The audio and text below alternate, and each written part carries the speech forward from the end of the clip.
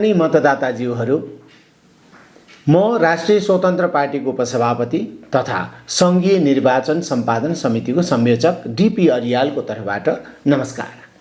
म आफै पनि यसपटक काठमाडौँ क्षेत्र नम्बर 9 बाट उम्मेदवार छु।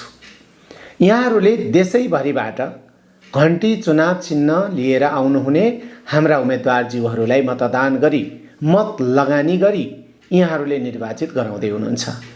त्यसकारणले यहाँहरूलाई निर्वाचित भइसके पछाडि हामीहरूसँग, हाम्रा सहकर्मी साथीहरूसँग, हाम्रा उम्मेदवारज्यूहरूसँग अबिर जात्रा गर्ने, रमाइलो गर्ने, आफ्ना सुख दुःखका साटासाट गर्ने र घर दैलोमा र्याली गर्ने रहर पनि हुन सक्छ र हाम्रा निर्वाचित हुने सबै उम्मेदवारहरूलाई पनि त्यो इच्छा र त्यो चाहना हुन सक्छ। तर यसपटकको निर्वाचन आउनुमा हाम्रा साना नानी बाबुहरू, जेनजी उमेर समूहका छोराछोरीहरूले ज्यान गुमाएको त्यो पीडा अझै हामीबाट सेलाएको छैन। साथसाथै संसारभरि रहनुहुने नेपालीहरूले नेपालमा सुशासन कायम होस्, भ्रष्टाचारको अन्त्य होस् भनेर गरेको यो साथ र सहयोगलाई हामीले नजिकबाट हेर्नुपर्छ। सँगसँगै केही समय अगाडिदेखि मध्यपूर्वमा भइरहेको विभिन्न घटनाक्रमलाई पनि हेर्दा हामी अहिले त्यो अबिर जात्रा गर्ने, त्यो उत्साह मनाउने मोडमा हामी छैनौँ। अर्कोतर्फ हामीलाई जनताले सरकार बनाउनुहोस् र जनताको लागि काम गर्नुहोस् भनेर काम गर्नका लागि दिएको यो म्यान्डेट हो।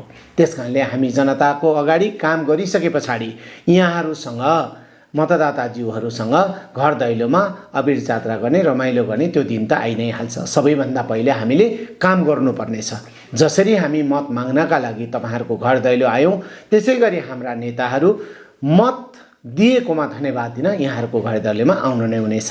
हाललाई सबै उम्मेदवारज्यूहरूले, सबै निर्वाचित हुनुहुने मेरा मित्रहरूले मतगणना स्थलमा मात्र उहाँहरूलाई, मतदाताज्यूहरूलाई, शुभेच्छुकहरूलाई, उपस्थित दाजुभाइ तथा दिदीबहिनीहरूलाई धन्यवाद दिनुहुन र कुनै पनि र्याली, कुनै पनि अबिर जात्राहरू, कुनै पनि फुलमालाको गाडीमा अथवा मोटरसाइकलमा कुनै पनि र्यालीहरू नगराउन आदरणीय पार्टी सभापति रवि लामिछाने सँगसँगै वरिष्ठ नेता बालेन्द्र शाहको समेत निर्देशन भएको हुँदा म यहाँहरूलाई यही अपिल गर्न आएको छु। धन्यवाद, नमस्कार।